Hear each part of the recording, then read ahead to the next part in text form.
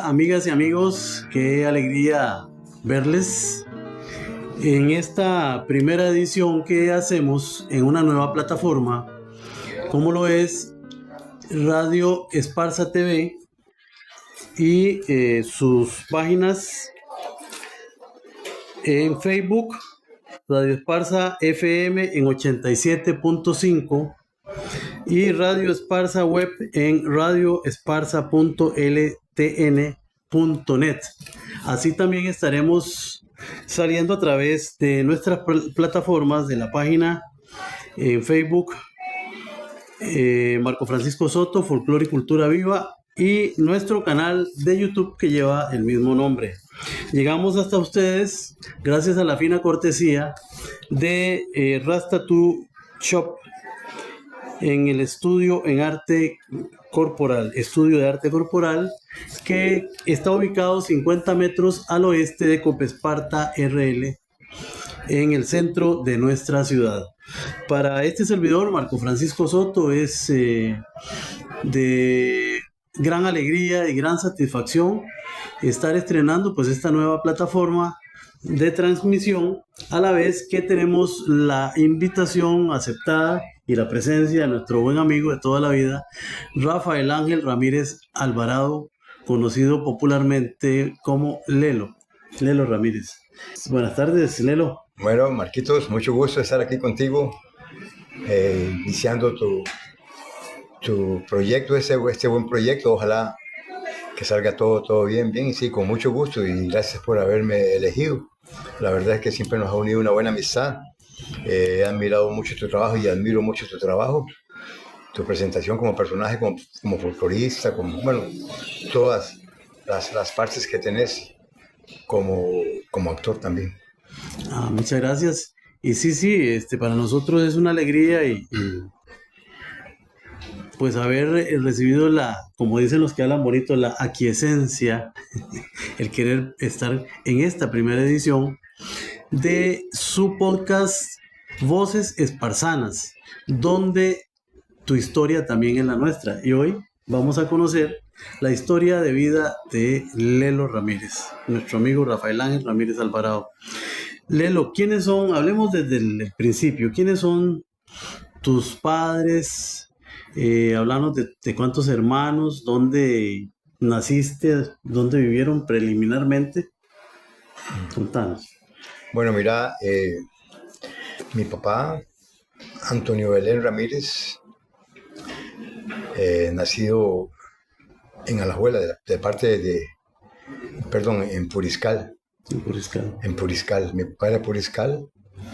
Se vino bastante pequeño con una señora doña Sara, que fue la quien lo crió, porque él era huérfano. Ya.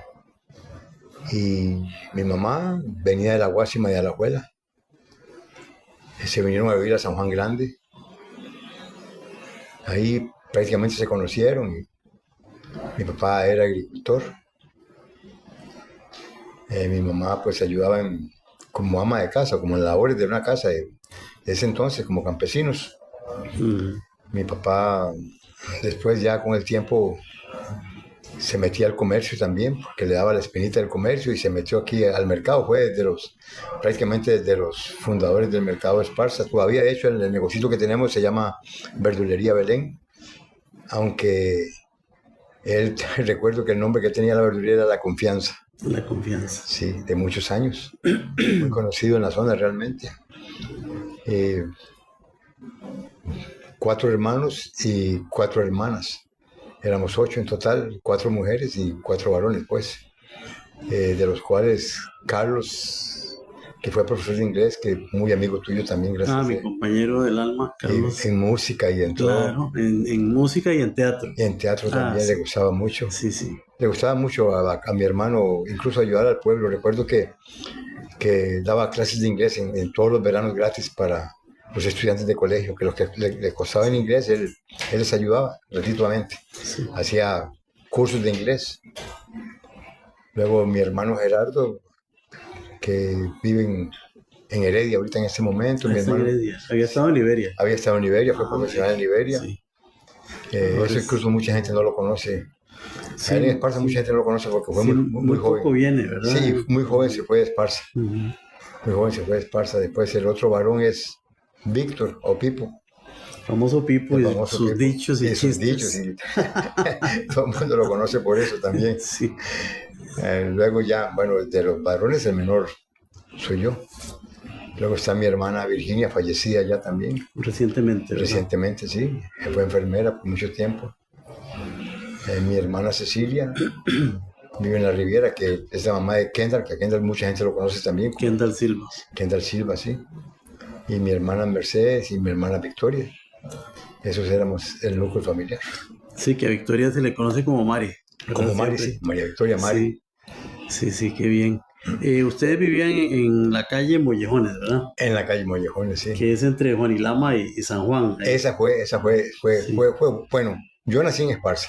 Ah, vos naciste ya Sí, aquí. mis hermanos, sí, los menores. Creo que yo fui de los tres, yo, mi hermana Mercedes y Victoria, nacimos en Esparza. Nacieron acá. Sí, Que era ahí por la entrada del Caimito. Bueno, toda esa barriada le decían, aunque eran varios barrios, como habían nacientes de agua cerca del apagón, de la panadería, y había una quebrada del apagón, le decían el barrio Cantarrana, el Cantarrana, porque claro, sonaban las claro, ranas por sí. todo el tiempo. ¿Cómo fue tu infancia? No, muy bonita, porque al frente de mi casa, por ejemplo, ya está todo sellado, era una naciente, era un caño. Sí. Era un caño que se hacía, pero era una naciente pequeña. Prácticamente era un riachuelo, como una sequía. Era una sequía, sí. Sí, en donde inclusive habían olominas. Sí, claro, había Y hasta cangrejillos ahí pequeños. Y después por la parte de atrás, pasando por la callecita esa donde estaba el famoso pozo que la gente iba a traer agua, había otra que seguía. Eso era como en Mesopotamia en ese tiempo, dividido por dos. Sí, fíjate que esa quebradita yo no la conocí.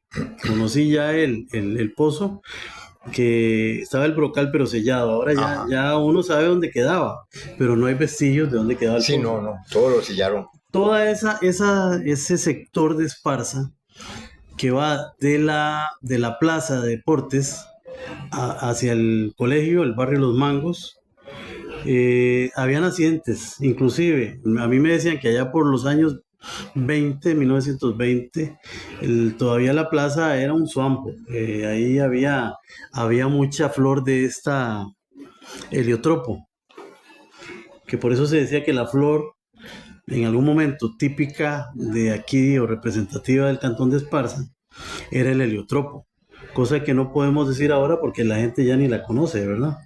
Pero que eran unos heliotropales grandísimos, y eso me lo contaba Cristóbal. Había una quebrada que venía.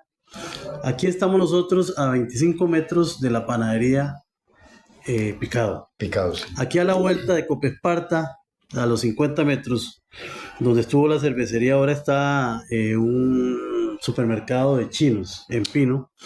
Ahí había una naciente, iba una quebrada y prácticamente se iba de la esquina de donde vivía el joyero Rafa Araya, sí. buscando la plaza. Ahí pasaba igual que ese caño sí, esa es la que te digo que pasaba al frente de mi casa. Pero a veces en el invierno era tremendo. Sí, claro. Sí. Y Cristóbal Vega me hablaba de eso, y que en algún momento dado esas aguas se canalizaron, se alcantarillaron en una primera etapa. Después vino la segunda, que es ya de donde doña Paca Blanco, que en paz descanse, buscando hacia tu casa, ya empezaron a también alcantarillar esa misma quebrada, pero había, era muy, muy refrescante la vegetación, que había muchos árboles ahí. Sí, claro. Es que era diferente, era también menos población, menos de todo. Claro. Entonces sí. ¿Y a qué te dedicabas vos como chiquillo? ¿A jugar como No, prácticamente a jugar en el barrio. ¿En el barrio? Sí, de vez en cuando, que mi papá siempre tenía en el mercado, que iba al mercado a hacer algo. Recuerdo que íbamos y lavábamos papas en una pila que había.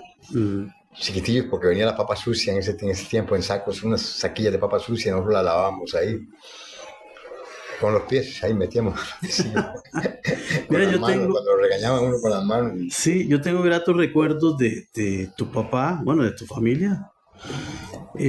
Cuando yo estaba chiquillo, hay gente que le hace gracia, porque yo vivía aquí, donde estamos, No, era exactamente aquí, era la casa de nosotros, ya me acordé. Y entonces yo me cruzaba la calle Don Juan Bautista Carvajal. En mi mente infantil era parte de mi casa, cruzar la calle. Y siempre fuimos, pero yo era el más metidillo, bien recibidos en las casas de los vecinos. Aquí a la par era la casa de don Eladio Churepo, don Eladio Galde.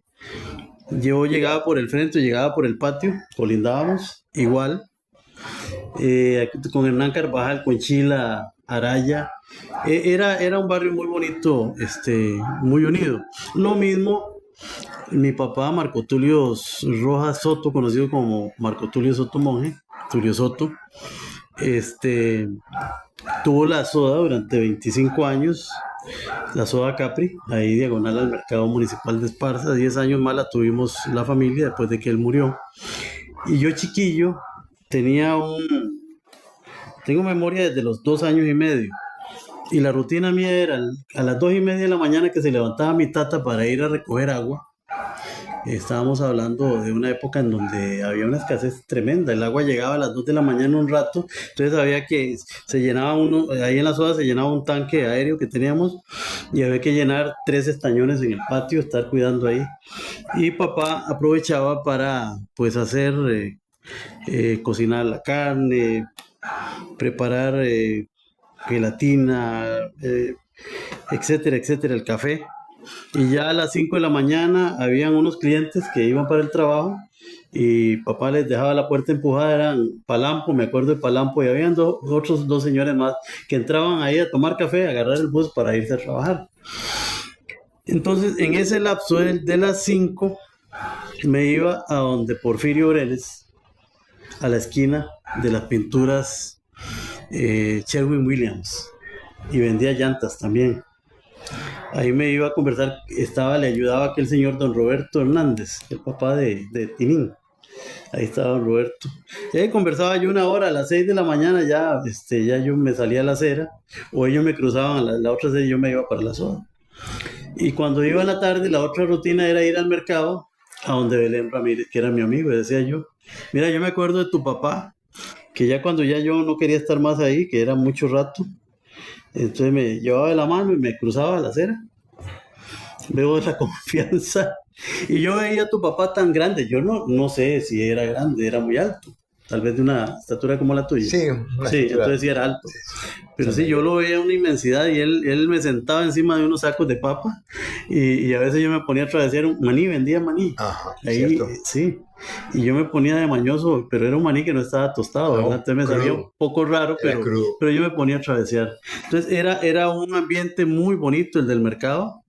Yo que no pertenecí directamente al mercado lo veía como una gran familia. Ahora imagínate vos, contanos un poco de ese quehacer en el mercado de chiquillo. Bueno, ya nos dijiste que lavabas ciertas verduras, las papas o tubérculos más bien, y qué otras cosas hacían. No, fíjate que eso es interesante porque, o sea, por ejemplo, para empezar con esto, Sí. el mercado no tenía servicio sanitario. El que tenía un poquito un servicio sanitario pequeñito era la cantina, la patineta, la de Yito. La de Yito. La cuevita. La cuevita, ahí íbamos nosotros. Pero para mucha gente, señoras, y que es muy difícil que se metían, se usaba mucho el servicio de la soda acá. Sí, ahí llegaba la gente. Claro. Y la gente, tu papá era una persona muy permisiva en ese sentido y muy amable. No cobraban ni un 5. Sí, no. Y todo el mundo íbamos. Yo iba ahí muchas veces, porque también iba porque recuerdo las cremas que me tomaba ahí. O me hacía, de las primeras veces que me comía yo un atún arreglado con papitas tostadas. Sí. Y una infinidad de cosas que hacía. Pero ese mercado, o mi papá más bien ese mercado, sí, llegó a ser muy grande. Hoy fue muy grande en ese mercado. Porque incluso él compraba mucho maní que se sembraba en la zona. Era crudo, pero llegaban de San José a llevárselo.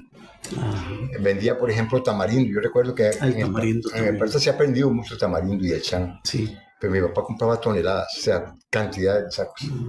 Y tenía quien se lo comprara, venían de San José o iba a Punta Arenas a venderlo. También mi papá era era agricultor en un tiempo, ya pues ya se quitó de la agricultura.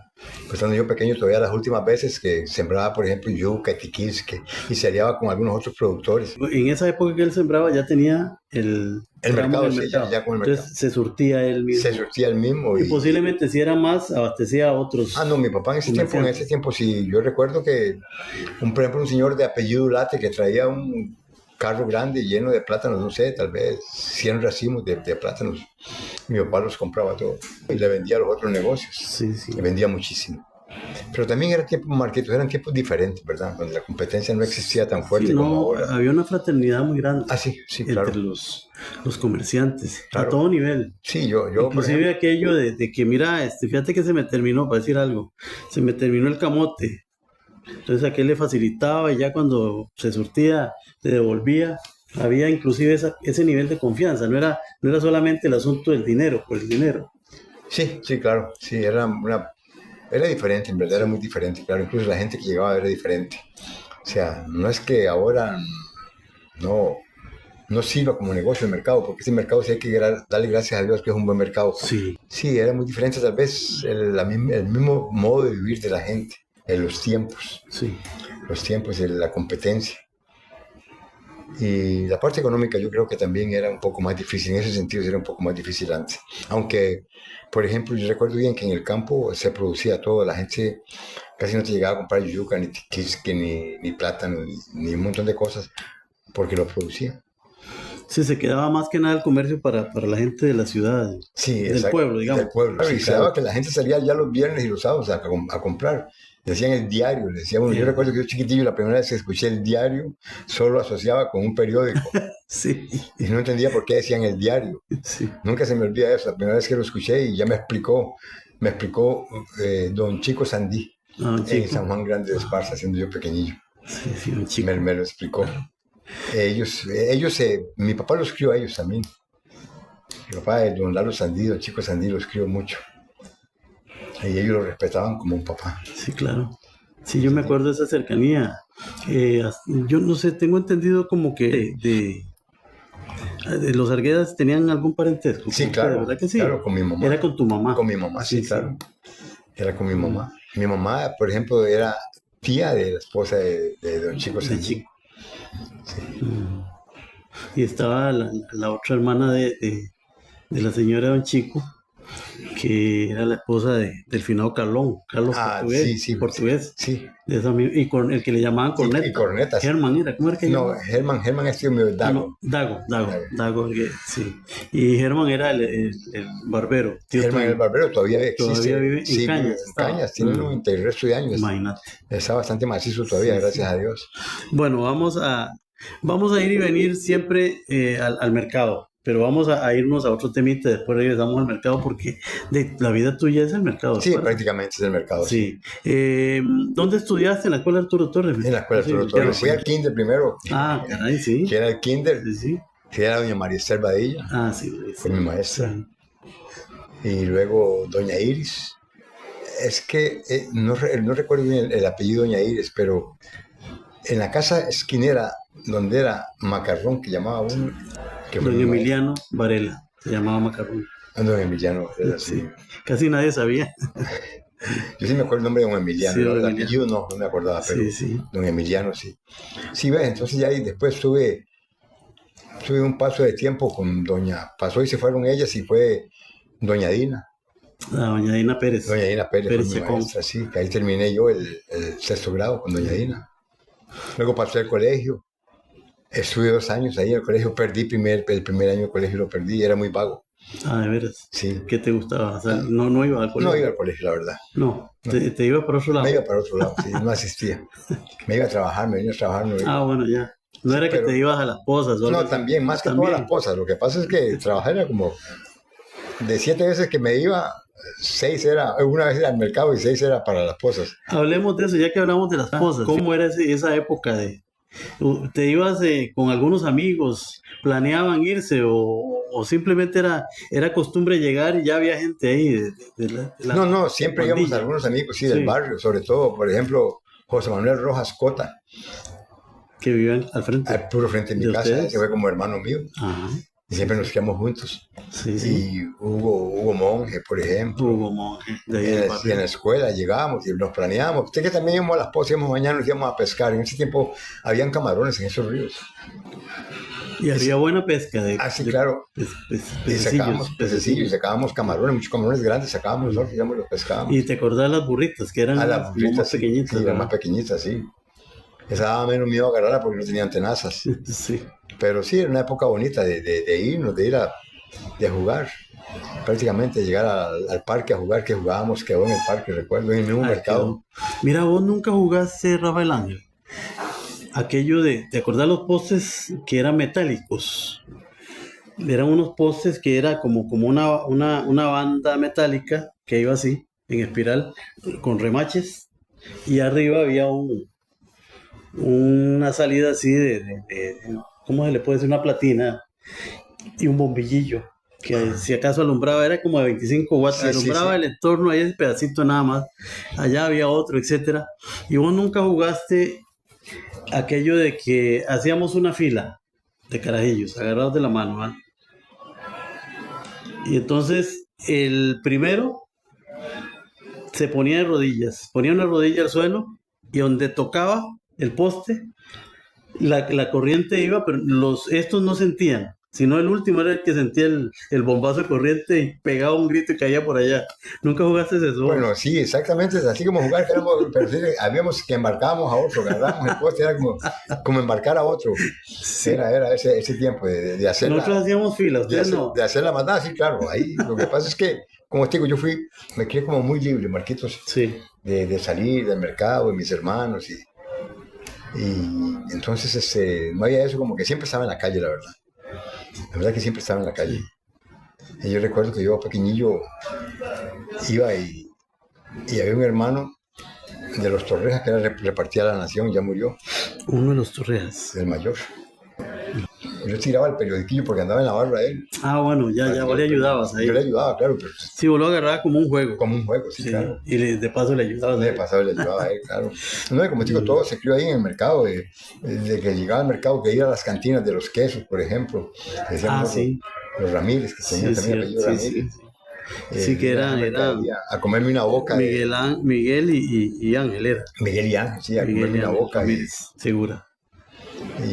Y así, por ejemplo, recuerdo un amigo una vez que fuimos a pescar y la mamá le tenía prohibido ensuciarse. Entonces nosotros sacábamos lombrices para pescar.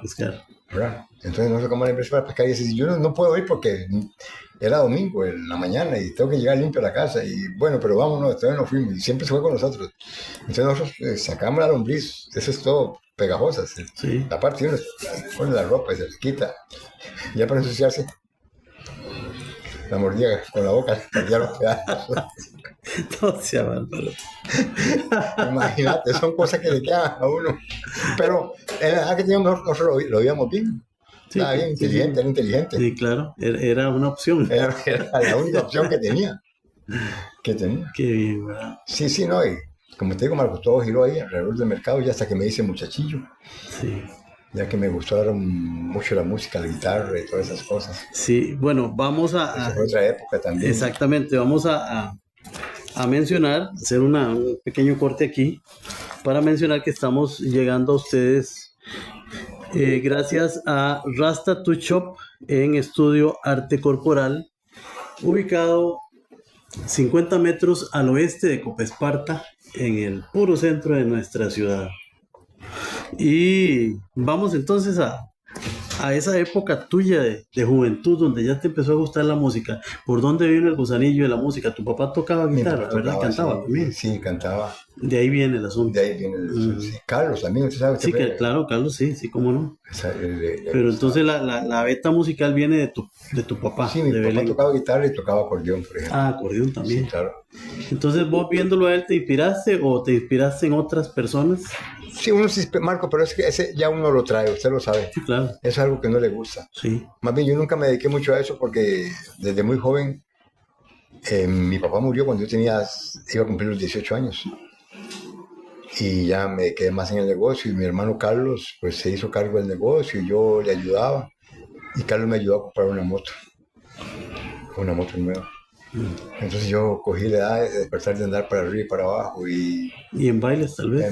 sí, más que todo en Pillo me iba para Punta Arenas, para todo lado y viajes y eso. Sí. Y siempre seguía con la música, pero lo fui dejando a un lado. Pero siempre tenía amigos, por ejemplo, como Tabito Arroyo, que es un muy Sí. buen guitarrista, Muy bueno y Everardo todavía. Saborido. Everardo, Ahí más o menos muy teníamos como un trío, ellos siempre me buscaban, mira, andate, íbamos a ensayar. Y también estaba Raúl y otra gente, Raúl Villalobos. Villalobos, Sí. y tenían unos amigos y me buscaban para que fuéramos a hacer serenata y yo andaba con ellos. Y ¿A vos te recuerdo, gustó siempre, más que nada, las baladas, sí, ¿verdad? me gustaba Y los mucho. boleros. Y los boleros, sí. Eso, vos te destacaste mucho en eso. Sí, eso es más lo que más hacía.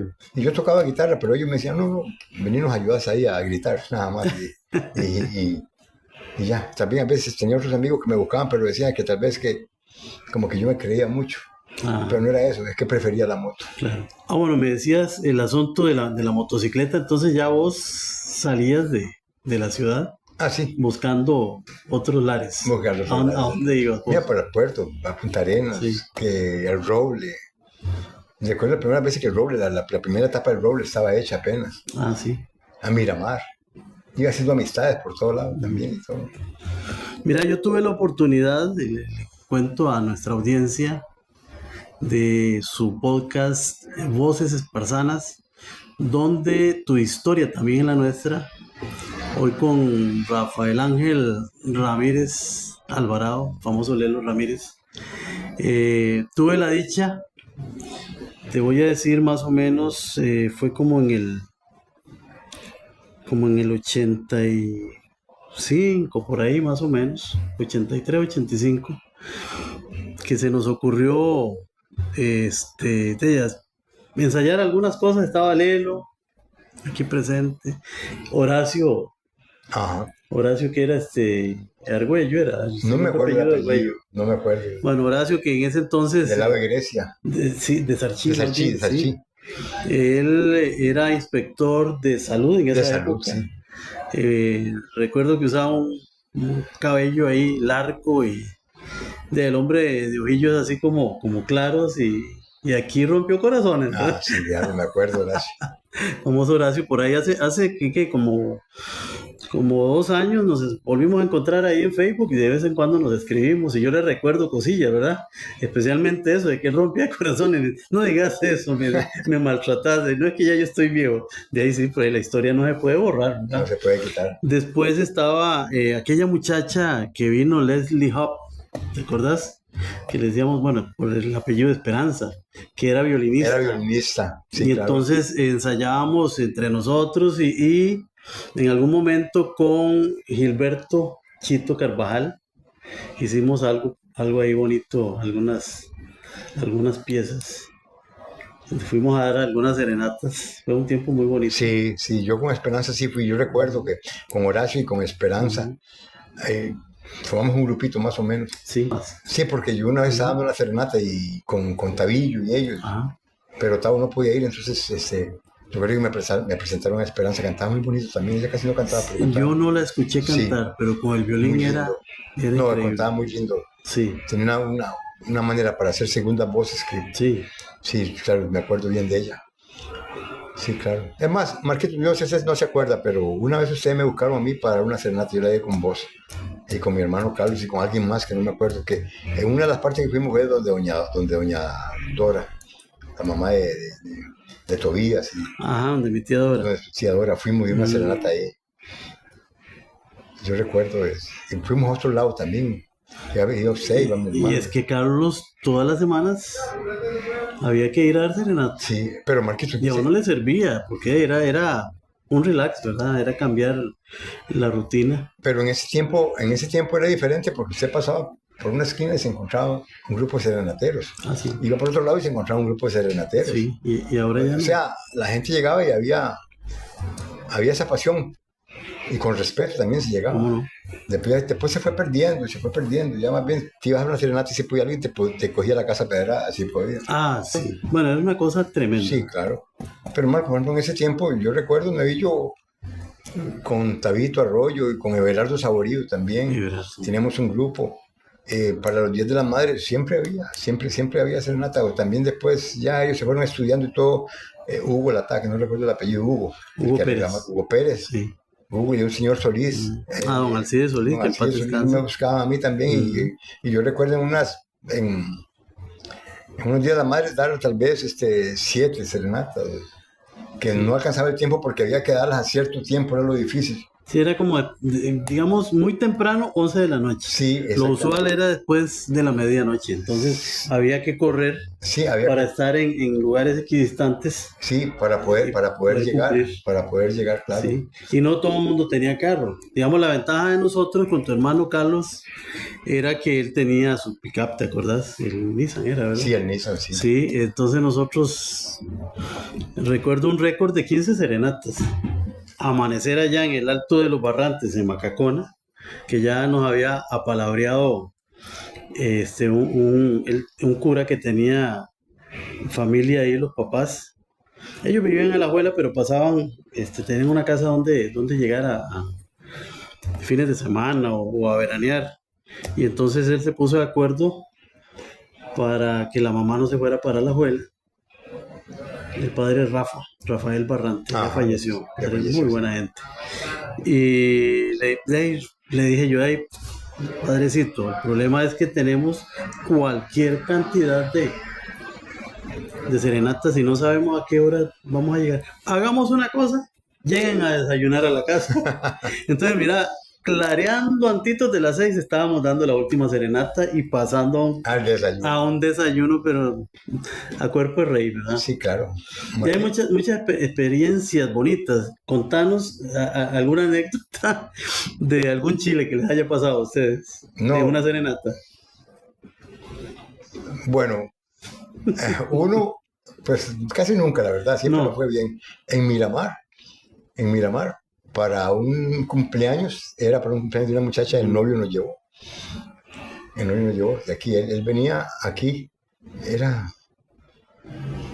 bueno, no recuerdo quién era la familia, Hugo que lo conocía, y nos contrató para una serenata, y llegamos a la casa y él tuvo que irse, y tenemos que esperarlo, que empezamos la serenata y llegaba. Sí. Luego, porque vivía de la novia, o un familiar de él, estaba como a 200 metros. Y ahí nosotros nos metimos, y habían 2 perros bravísimos. Y no sabíamos cómo salir, ni cómo seguir para adelante. Estuvimos ahí, y los perros haciendo bravísimos. Y la gente salió, se despertaron, creían que íbamos a robar. Claro, que eso es lo que piensa, ¿verdad? Claro, y era que nosotros conmigo que sacaran un arma, porque alguien dijo, saque el revólver, Tal vez lo dieron para asustar. Claro, sí, gracias a Dios llegó el muchacho. En ese momento fue lo único, sí, algunas otras experiencias, pero de nuevillos, pero qué sé yo, como una vez que fuimos a dar una serenata pero ya era más vagabundería, que vimos, se colgaron un montón de gente detrás en motocicleta, digamos, y estamos dando la serenata. Se hizo una caravana. Se hizo una caravana, y estamos dando la serenata y un montón de gente arriba en los palos de jocote, quebrando los palos y haciéndose bullón. Parecían monos. No le da vergüenza. Por supuesto. Pero también es algo que es divertido en ese momento. Sí, era una diversión sana, no estaban ocasionando tampoco. No, y la gente, como te digo, la gente respetaba mucho y era bonito. Fue una época bonita que se perdió. Incluso, hay algo que me quedó muy grabado a mí. Yo soy muy amigo de Fran Arrieta. Ajá, Fran. A Fran Arrieta yo lo conocí cuando llegó aquí, justamente por la serenata, y recuerdo que una vez estábamos ensayando y yo le hablaba, pero habíamos muchos, y el guitarrista que era Juan de Dios Vélez, iba a la serenata con Juan, y entonces se despidieron, y ya nos despedimos, y Juan me llamó, mira, me dice Fran que si le ayudas. Y para mí era un elogio, me sentía muy bien porque Fran era un cantante ya reconocido. Sí. Y ahí empecé a hacer la amistad con Fran. Y ya yo muy nuevito tenía moto y fui a Santa Cruz con él muchas veces. Y como te digo, yo mi pueblo lo quiero mucho. Y sobre todo, soy espartano 100%, sangre garroero. Así es. Pero algo que tenía, por ejemplo, Santa Cruz, que aquí no se conseguía, es que vos llegabas al parque y te encontrabas un grupo de guitarristas y todo el mundo hacía rueda escuchando a la gente cantar. Y invitaban a cantar a cualquier persona, aunque no fuera muy diestro, y mucho, ¿sabes que pasa mucho eso, verdad? Sí, claro. Y cualquiera cantaba y a todo el mundo se le aplaudía. Yo recuerdo la primera vez que fui con Frank, que ya yo iba con Frank, iba para la casa, íbamos a dormir, andamos donde unas amistades, unas amigas. Y cuando íbamos para la casa, pasamos por el parque, había un grupo, ya lo llamaron, como lo conocían, ya lo pusieron a cantar y el amigo que no, él canta también, canta, cantate algo. Y yo me sentí un poco como apenado, porque uno no está acostumbrado a eso. Y Pero de todas maneras, vos en el pasado, tal vez, yo pienso que ahora no, ¿verdad? Pero eras como tímido en ese sentido. Sí. Que uno te llamaba, te invitaba a cantar, mira, vamos a dar una serenata, alguna cosa, y vos como muy cauto, ¿verdad? Siempre lo fui, nunca quise como decirme, como creérmela o decir, sí, yo hago eso, no, más bien. No, pero lo hacía muy bien. Más bien tenía, ya cuando cogía confianza con Tavo Arroyo y con Everardo Saborido, o con Hugo y Solís, ya más viejo, y con toda esa gente, con Raúl. Eso. Y otro grupo de gente que tenía ahí, ya teníamos varios grupos, pero sí, era una época muy bonita. Vamos ahora a hablar ya de la vida seria. Resulta que Rafael Ángel Ramírez se nos hace de una novia, de Flori. ¿A dónde conociste vos? Hablanos de los apellidos de Flori y a dónde se conocieron ustedes. Sí, no, aquí en Esparza. Aquí en Esparza. Sí, de casualidad sí en Esparza. Con un amigo que era Pollón, por cierto, Juan Carlos Pérez. Juan Carlos, sí. Que aquí vamos a tenerlo en próximos días. Ajá. Sí. Él fue como el mediador, digamos, ahí. Y ahí empezó la relación, sí. Y gracias a Dios hasta el momento hicimos una familia, de salir de la nada, porque en ese momento uno no tenía aspiraciones, yo no estudiaba, simplemente trabajaba. Y son los pensamientos que tiene uno de joven muchas veces. Sí. De que no piensa ni cuán difícil puede ser, simplemente. ¿Los apellidos de ella? López Castillo. López, sí. De Marañonal. De Marañonal. La gente mucho conoce a mi suegro, bueno, en paz descanse mi suegro también, Toño López. Toño López, López Castillo. Le hacía la guitarra y a la mandolina. Sí, hacía Una vez que fui con Carlos me dice, mira, vamos para que conozcas a don Toño López. Toca mandolina. Y ya ha sacado el hombre ahí un cuaderno de pentagrama y ahí se puso a tocar el hombre. Sí. Recuerdo que una de las piezas era un tango. Sí, me encantaba. Me dejó con la boca abierta. Vieras que tocaba bonito el señor. ¿Se la jugaba? Sí, se la jugaba, claro, se la jugaba. Sí. Y a pesar de que nunca ver. Fíjate vos. Desde joven, nunca ya viejo fue que aprendió. Sí. La agarró la mandolina y la guitarra y empezó a tocarla. Y ahí empezó. Y la tocaba bien, tocaba bonito, sonaba bonito. Y contame, ¿cuántas hijas tienen ustedes? Mira, son cuatro hijas. Sí, Daniela, la mayor, que tiene un negocio en Punta Arenas, una licorera. Marquito, ella canta. Sí, yo la he estado viendo en redes sociales e incluso en YouTube. Y no solamente canta. Bueno, primero la conocía por la fotografía. Muy diestra. Es un arte lo que tiene esta muchacha en la fotografía. Aunada al muchacho, ¿cómo que se llama? Antonio. Que Antonio es de origen chino. Antonio lo conocí en Facebook, unos trabajos fotográficos muy lindos. Y le pedí permiso para publicar algunas fotos en mi página y me dijo, no, usted tome las que usted quiera. Entonces yo siempre con los créditos. Ya ahí vi que se enamoró con tu hija, se casaron, una boda muy bonita, recuerdo las imágenes, y los dos trabajaron juntos en fotografía, pero era algo, o es algo, fuera de serie. Luego hace poco que me contaste vos y ya le puse atención a que Daniela canta, pero no es que canta, es que es todo un espectáculo. Ella se maneja muy bien en el escenario, es muy expresiva. Es que hay personas en general, hombre y mujer, que cantan, pero están ahí como con el micrófono, y aunque ya tienen un poquito de carrera, pero no, es que ella tiene esa teatralidad, de esa manera. Sí. Es como una actriz, digámoslo así. Sí, ella sí tiene mucha facilidad para todas las cosas, pero ella canta de una manera. Ese grupo se llama República Fiestera.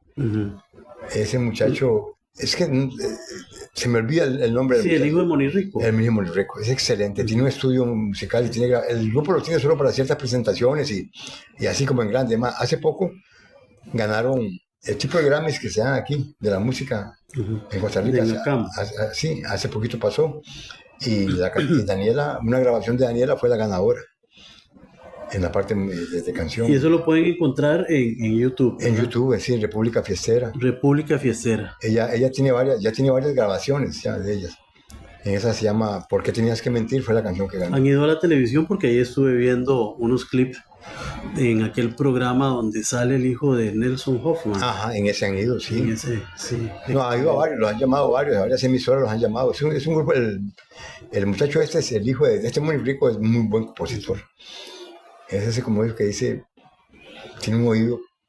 Mira, de qué vaina eso de que uno se acuerda de los apodos, pero de los nombres sí, no. Sí, es que Gerald se llama el muchacho. Sí. Hay un lugar que se llama Encuentros en Punta Arenas. Sí, claro, Encuentros típica. Típica que es de mi querido amigo, valga el momento, Jimmy Castro Arias, el famoso Nahual, y su esposa Anaín Castillo. Un abrazo fraternal para ellos. Sí, y ellos. Ahí está Chichi Vargas. Chichi Vargas. Y Chichi le gusta mucho cuando...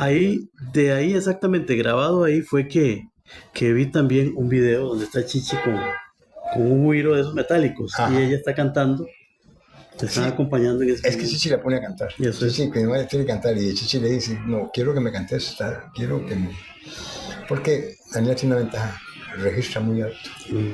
Sí. Y una voz suave, pero registra muy bien. Sí. Y muy natural, no es nada forzado. No, natural. Para nada. Para nada. Sí, es muy bonito. Aparte a mí me gusta mucho. Me siento bien feliz porque a ella le gusta. Ahora, eso es Daniela. Está Raquel, mi hija, que trabaja con el banco. Ah, y la he visto yo allá en Mira que ella canta muy bonito también. Pero no le interesa. O sea, es la parte que canta en la iglesia. Ahí sí. Ella es catecúmena y canta en la iglesia, sí canta. Canta, toca la guitarra y canta. Ella es ejecutiva de ventas del Banco Nacional. Desde antes de la pandemia trabaja en la casa. Ah, bueno, a distancia. Sí, ella trabaja en la casa desde antes de la pandemia. Y esa es la que tiene que ver con negocios, siempre está pegada de ella. Sí, esa trabaja en el banco. Luego está la tercera, es Ana Laura. Es la que es médico. ¿Y ya trabaja ella? Ella trabaja, sí, más bien ¿A dónde? En el San Juan de Dios. Ah, qué bien. Ella estuvo aquí en Esparza, mira que gracias a Dios me gustó mucho, la gente la aceptó mucho, la quería mucho. Más bien cuando ella se fue, la gente me decía qué lástima, cosa como que llega alguien bueno y se lo lleva. Sí. A ella le gusta mucho la medicina, incluso siendo muy nuevita, ella está para 27 años. Y ahí nomás se hizo médico y ahí nomás ganó el derecho para una especialidad. Entonces inmediatamente, porque los médicos yo no sabía, duran muchos años, muchas veces siento como interinos. Sí. Sí, yo no sabía eso. Sí, yo creo que duran muchos años. Prácticamente tienen casi que ya un derecho, pero son interinos. Lo vi, por ejemplo, en la manera de los pagos. Me decían, no, es que los interinos muchas veces no les llega el sueldo completo, les están debiendo, siempre la caja les debe y trabajan de una manera así. No es que no les pagan, pero... Y a mí, le van atrasando ciertos fragmentos. Mi hija empezó a trabajar así, trabajó aquí en Esparza, bueno, trabajó en San Carlos. Unos meses se vino para Arranca y Esparza y ya se fue para San Juan de Dios, ya sí la contrató directamente la caja. Qué bien. Ya sí está porque está sacando neurocirugía.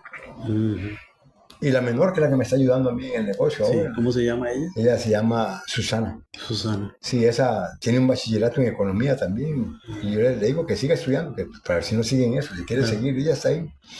Pero qué importante es, y lo he visto en tu familia, cómo se han, por decirlo de alguna manera, solidarizado en ayudar siempre en el tramo, ¿verdad? Ah, sí, siempre se ha visto como... Sí, que por lo general a los jovencillos les da como pena, cualquier negocio, de una pulpería, una soda o qué sé yo, les da como penilla, ¿verdad? Pero no, una identificación plena, porque ese es el lugar de donde ha salido el sustento. Ha salido el sustento, gracias a Dios. Y gracias a Dios, ¿sabes? Que a veces yo lo siento que es una compensación, porque te voy a contar algo, Marcos, que es muy mío. Mi papá murió y luego se quedó Carlos con el negocio. Lo representaba, pero se quedaba Pipo, Víctor y yo. Ya Víctor se hizo profesional y no quería trabajar. En lo que había estudiado duró un tiempo así. Ah, sí, sí, es cierto. Sí, recuerdo que le hacía pan y Él prefería. era sociólogo, es sociólogo. Es sociólogo, sí, claro. Sí, pasó muchos años que Sí, sí, no recuerdo ejercía. que él mismo, vos sabes que lo conoces bien, que él Sí. vacilaba, por ejemplo, una vez que llegó a cambiar un cheque porque le pagaban casi que 3 meses de trabajo, Ujú. 6 meses, 5 meses de trabajo, porque daba clases en la universidad. Y él me decía, llegué a cambiar el cheque y ya estaba con esa chinchilla en la caja. Y me, Toño Chinchilla. sí, pues, entonces dice, sí que vendemos pan. He visto eso. Y a la universidad. Y él decía que le vendo hoy para que tomen café. Ah, pero no decía que daba Ah, clases, no, era que no, le no. vendía pan Es que a la vendía más. universidad. Y otra vez también el mismo contaba del pueblo, lo conocés bien, Sí, sí. que una chiquilla llegó y tiró los bultos no vuelvo a la universidad. No, hombre, el vendepan me da clases de sociología y Ay, me Dios está mío. dando clases, unos cursos que llevaba. Ujú. Pero Víctor siempre decía hasta que se decidió y se metió a trabajar con Sí, Dinaeco. con Y ahí Dinae. se pensionó. Sí, qué bueno, ¿verdad? Sí, ahí se pensionó. Sí, sí, sí. Yo me acuerdo. Y lo que te quería contar es eso, yo me aparté y bueno, hay un momento en que yo le dije a Víctor, yo no quiero seguir en el negocio. Yo había montado como una línea por la que vendía algunas cosas, entre ellas oro y ya yo recién casado. Sí. Pero él me dijo, no, yo tampoco, yo me voy. Ah, caray. Y la que más sufría era mi mamá, Claro. porque mi mamá, para ella el negocio era todo. Y yo creo que en el caso de tu mamá, ella creo que le pasó lo mismo que mi mamá. Cuando estaba tu papá, ella iba, le ayudaba a tu tata, que no. No, Fue después de fallecido. después ella, Así le pasó a mi mamá. Entonces era como una terapia ocupacional. ocupacional, sí, Y yo exactamente. me imagino que al igual que mi mamá, ella no se deprimió. Le sirvió No, para no le deprimirse. sirvió para no premirse. El volcarse al trabajo, a la gente, atender a la gente. Yo recuerdo a Cristina, María Cristina, Tina, le decíamos, siempre con aquella sonrisita, ¿verdad? Y lo atendía a uno y hasta uno podía armar conversación. Ella era Ah, muy callada, era muy callada, sí. pero ella armaba conversación Ella con la armaba gente, conversación, ¿verdad? sí, sí, claro, sí, claro. Y imagínate, ¿iba a quedar tu mamá sola Sí, y ella, o iban a tener que cerrar? yo sé que estaba sufriendo y entonces se Claro, quedaba. Entonces yo tomé la decisión de quedarme y, como dicen, echar para adelante con el eso. negocio. En el fondo yo no quería, de cierta manera yo no quería, Ujú. pero gracias a Dios tomé esa decisión y me fue bien, gracias a Dios. Sí, mira, ya Pude después formar la familia. que vos te incorporaste de lleno en esa nueva etapa, ya la gente se identificó plenamente. Ujú. El tramo de Belén, Lelo es el que está ahí. Sí. No, y tuve suerte, era que yo en un tiempo, por ejemplo, tuve mucha clientela grande de restaurantes, yo en Punta Arenas vendía mucho. Sí.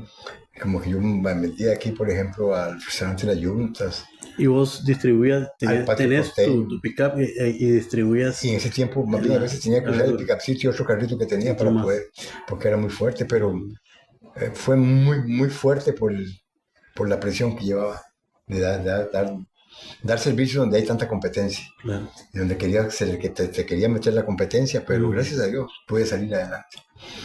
Hasta el momento ya mi esposa terminó de estudiar y en educación está. En educación. Y Sí, está trabajando ya ya. sí, sí trabaja. Ujú. Qué Y bien. ya mis hijas también prácticamente todas son profesionales. Como es la menor, Tuti, la que ya quisiera, hace unos cursos y bueno, de hecho está sacando una licenciatura. Nosotros le estamos prácticamente como exigiendo, digamos, Ujú. poniendo, no sé si vas a querer seguir en esto. Ujú. Como posgrado, estudios de Sí, sí, posgrado. para ya sacar por lo que es mi hija Raquel. Raquel tiene como, es que no recuerdo cómo se llama esa materia, donde tienen comercio internacional y administración de empresas y un montón de cosas. Sí, Ya Raquel tiene más que un bachillerato, tiene como un máster, más. sí, más que una licenciatura. Ujú. De hecho, está muy bien en el banco. Ella gana Excelente, muy bien. excelente. Bueno, vamos ahora a, a ir a otro tema, ya como más general, como más metidos en el asunto de la sociedad de aquí en Esparza. ¿Cómo han cambiado los tiempos? La inseguridad, Sí, demasiado. ¿verdad?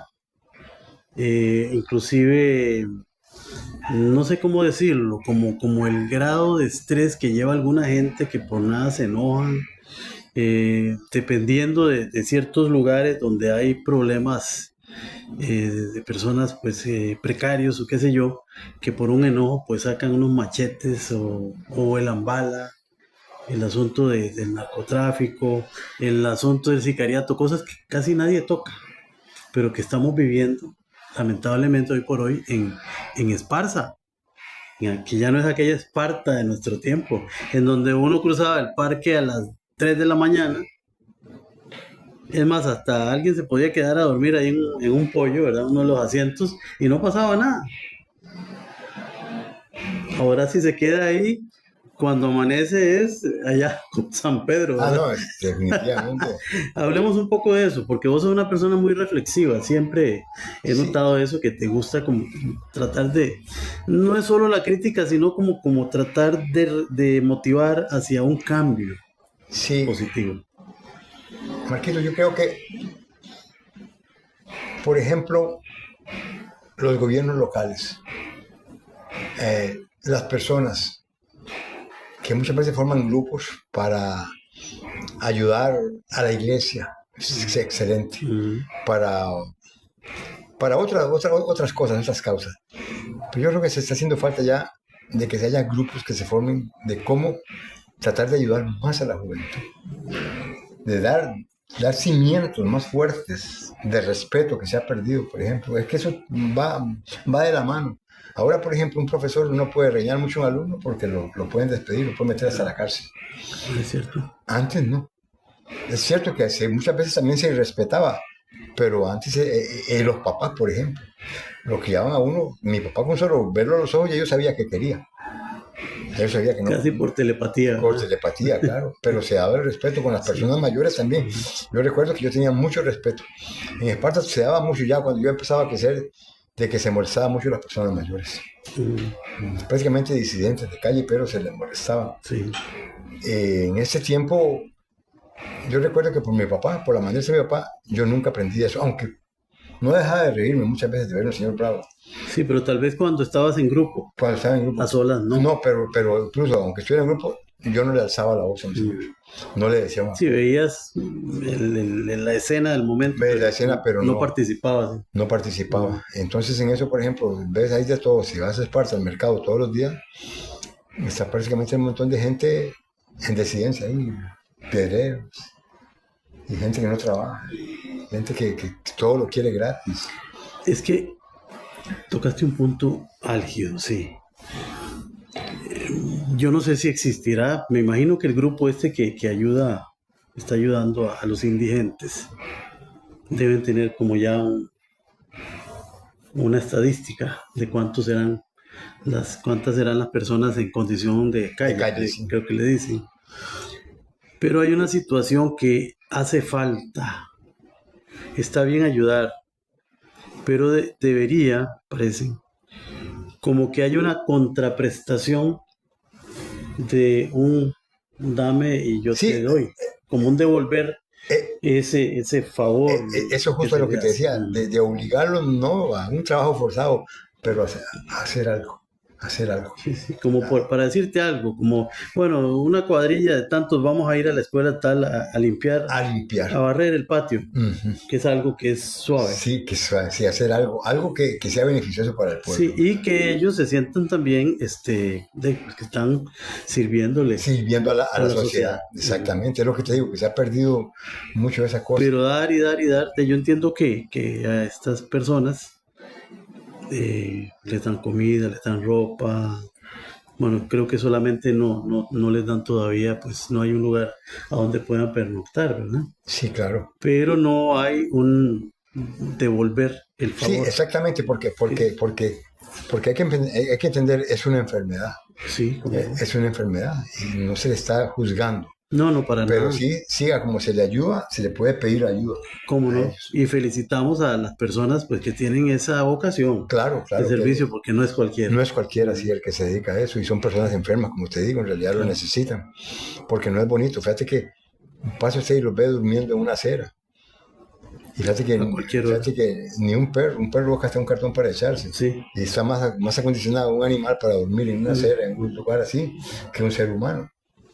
Sí. Pero uno dice, puña, qué duro, qué vida más dura, hay que ayudarles, claro. Sí, hay personas que, bueno, estas agrupaciones que ayudan a los indigentes, y parece que hay un movimiento, no sé cómo estará, de buscar la manera de que esto ya lo acoja como que le preste atención el gobierno local Es por eso y que se dirijan a las entidades, tanto a nivel nacional, que tienen que ver con el gobierno, o a las organizaciones no, las ONG no gubernamentales, tanto nacionales como de afuera, en procura de algún tipo de fondos para donde yo creo que le sería más fácil tener un lugar claro, a donde funcionar y dar todos los exactamente. servicios integrados, e inclusive de manera administrativa también generar una especie de tareas por hacer por regiones y por Por grupos eso, de cuando personas. empecé con esta conversación, o con este tema, yo te dije de la municipalidad, el gobierno local, porque también ellos son el pueblo. Son los que administran, son el Claro, gobierno claro. aquí a lo Sí, interno del cantón. sí, sea como sea, la gente en condición de calle, todos son seres humanos también, que pertenecen a este pueblo. Son producto de algo que ha pasado Sí, y por en el ejemplo, sistema. sí, y por ejemplo uno ve ahí a veces que alguien hace un comentario en las redes antisociales, digo yo, a veces se ponen antisociales las redes sociales, y entonces ya brinca un montón de gente que lo que hace es sacar la amargura, la frustración, el enojo en cualquier cosa que se presente, pero se presentó aquello de los indigentes, entonces ya fue en contra de los indigentes, en contra de la gente que les ayuda, y no, no se trata de No, eso. no se trata de Por eso. ejemplo, se ha limpiado mucho el asunto de la glorieta del parque en cuanto a la presencia de los señores que bebían licor y dormían ahí. Bueno, sí, ya no están ahí, pero están en otro lado. ¿A dónde? Por lo menos ahí estaban guarecidos de cierta forma cerca del centro, por si había alguien que estaba de pronto con un dolor y grita y pasa alguien y se le presta ayuda. Pero ¿a dónde? Tal vez a una ronda, debajo de un palo allá en una finca. Ahí pueden perfectamente morir si nadie se da cuenta. Nadie se da cuenta. Sí. Tiene necesidades también, gente que tiene necesidades, ¿verdad? Y muchas, Sí, sí, y sí, muchas. Lo que pasa, como te digo, sí, sí, debía haber como un cambio de la gente que ayuda también a instruirse en, bueno, cómo le pedimos ayuda a la gente que le ayudamos. exacto. Sí, Sí, y eso también podrían inclusive pedir consejo en el área esta de trabajo social del ajá, Ministerio de Salud, o de la clínica, de la Caja del Seguro Social. hay profesionales en eso. Como no, o ir que también ellos tienen extensión o proyección social a las universidades a pedir consejo.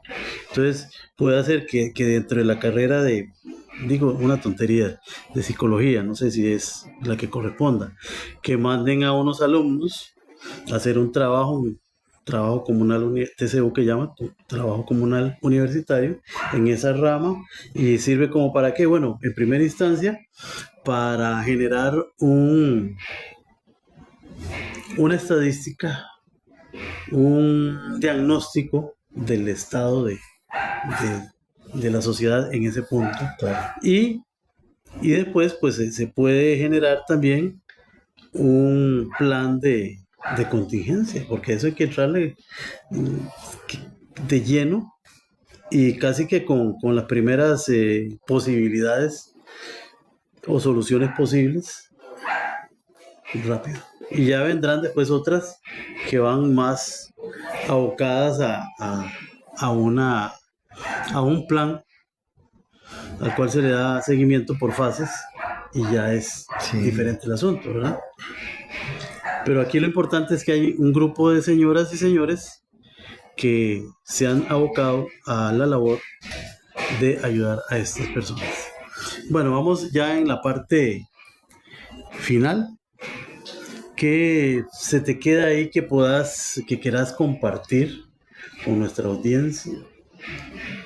¿Algún consejo a los jóvenes, a los niños o a las personas de tu edad Vos tuviste hace poco un quebranto de salud y te hicieron una cirugía. Sí, me hicieron una cirugía. Entonces yo me imagino pues que eso ya es un antes y hay un después, Ah, sí, claro, muy grande. en Sí. donde se valora más la vida. Y Sí, bastante, entonces bastante más. partamos de ahí, de un mensaje.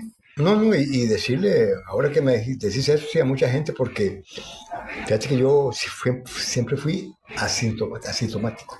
Yo no sentía nada, Nada. no tenía nada. Así era tu hermano Carlos. Ajá. Cuando le dio, ¿verdad? Sí, y no tenía nada. Y parece que me había dado algo, pero fue ¿Y un no te día, enteraste? un día en una conversación con mi familia, que dije que a mí me había salido un examen, un electro, como alterado. Ujú. Y ya mis hijas brincaron. ¿Y cómo, papá? ¿Cómo esto? Y sí, me llevaron y sí, ya me vio un buen cardiólogo y me dice, sí, te dio algo. Pues yo estoy bien, sí. Y me dice, sí, por cierto, el doctor Villegas, que es muy bueno, Ujú. está en San Juan de Dios ahora. Y me dice, llegaste al hospital, porque eso por la parte. Llegué al hospital, me hizo una prueba de fuerza y todo, está bien. Me llevó para la clínica de él.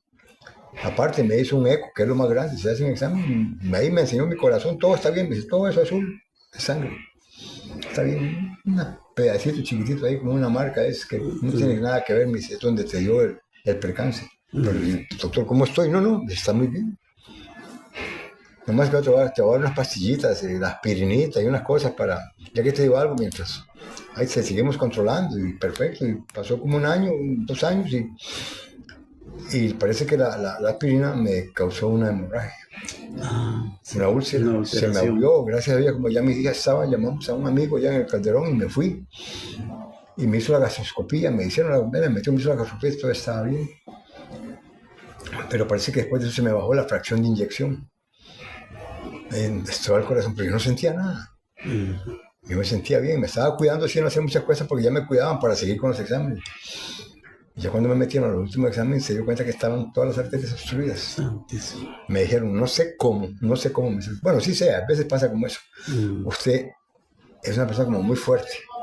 No tiene síntomas, no tiene nada, pero hay que operarte. Fue de emergencia. Sí.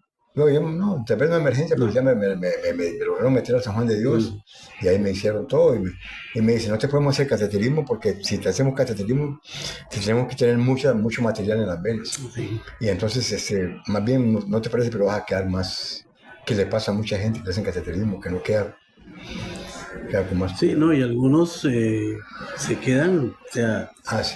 fallecen durante un cateterismo, como le pasó hace poco a un amigo mío. Sí, esta operación es muy grande, pero gracias a Dios pude resistirla Qué dicha. y estuvo todo bien. De hecho, me he sentido muy bien. Pero lo que le digo a la gente, más bien, cualquier cosa no cuídese, porque más cuando uno entra ya llega a cierta edad Sí. y uno se siente bien.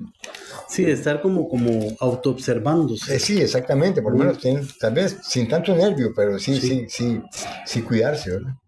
Porque para mí fue cuando eso me dijeron que una operación, yo creí que tal vez es un cateterismo pequeño, un stent ahí algo medio obstruido, o una válvula o algo, pero me es una válvula, o que me pongan un marcapasos o algo, como le pasa a mucha gente que es algo muy rápido. No me dice, es algo grande. Bueno, qué dicha que todo salió bien. Sí, Y claro. te has sentido muy bien. Sí, no, yo me siento bien, Sí, gracias a Dios. Ahí recuperándome poco a poco, Eso. porque eso es reciente, 8 meses apenas. Bueno, Lelo, yo te agradezco mucho. Marco, ha sido un placer estar aquí. La verdad es que es algo nuevo para mí y es bonito de una manera presentarse y recordar. Claro que sí. Y ahí en cualquier momento podemos regresar ya como a tocar otros temas en algún momento dado. Hoy estamos 2, en el otro momento podemos haber 3, 4 personas hablando acerca de un tema. Sí, más porque adelante. ahorita es algo personal. Y de hecho, incluso a Marquitos, a uno lo personal se le olvidan muchas cosas. Sí, claro. Que tocas este tema, mira, esto fue así. Sí. Tocas esta otra, esto fue así, esto es de esta manera. Sí. Y de muchos amigos que uno tiene. Sí, tantas anécdotas, ¿verdad? Tantas anécdotas hay en la vida. Es vivir, eso es vivir. Entonces, muy agradecido con vos, Lelo. Marcos, por mucho gusto, la verdad, gracias a usted. Haber atendido nuestro llamado, nuestra invitación. Amigas y amigos, así hemos estado en este episodio de su podcast Voces Esparzanas, donde tu historia también es la nuestra. Hoy con la presencia y compañía en tertulia de nuestro querido amigo de toda la vida, Rafael Ángel Ramírez Alvarado, el famoso Lelo Ramírez. De hablar de Lelo es hablar del mercado, ¿verdad? Llegamos hasta ustedes gracias a la fina cortesía de Rasta Tattoo Shop en Estudio Arte Corporal, que está ubicado 50 metros al oeste de Copesparta RL. Estamos acá en su edificio. Es todo un estudio. Hay que venir acá donde está nuestro amigo el Rasta haciendo su arte. Está la señora de él, bueno, él también en asuntos de piercing y otras cosas más que pues que yo no sé cómo se pronuncian, ¿verdad? Porque ahora todo es en inglés, ni cómo se hacen, ¿verdad? No, pero gracias a Dios, perdón, pero sí, que un muchacho como esto, que es joven y con un negocio bonito y se interesa por tu trabajo también, sí, claro, que llega al pueblo, o sea, no solo la parte comercial, sino es que llega al pueblo. Sí, yo un día le decía, mira, es que fíjate que de dónde lo va a hacer usted, todavía no sé, hágalo aquí. Y aquí estamos hasta con aire acondicionado, ¿no? Qué maravilla. Sí, y ahora esto es los jóvenes y todo eso, de sus cosas de tatuaje grandes, de pequeños, de eso. Antes no, antes tatuaje también con un chilillo de mirto que daban por la costilla, por la rodilla, por la pierna, y le quedaba marcado. Ese era el único. Era temporal, ¿ya? Sí, la punta de la villa, la faja, que era de metal. Era de metal, pero ahora salen estos muchachos con mucha arte, porque es un arte muy bonito, ¿ah? Claro. Porque no es cualquiera. No. Es cualquiera que puede coger. Muy fino todo. Es muy fino todo, claro. Entonces, gracias al Rasta con su Rasta Tattoo Shop en Estudio Arte Corporal. Y recuerden que pues estamos ahora en la nueva plataforma de transmisión, que es a través de Radio Esparza TV en Facebook, Radio Esparza FM en 87.5 FM y Radio Esparza Web, radioesparza.ltn.net. Por supuesto, en mis páginas de Marco Francisco Soto, Folclore y Cultura Viva en Facebook y en YouTube, donde van a quedar grabados estos programas que estamos generando acá. Entonces, se despide usted de Marco Francisco Soto y nos veremos en una próxima edición. Que la pasen bien. Un fraternal abrazo de Robero.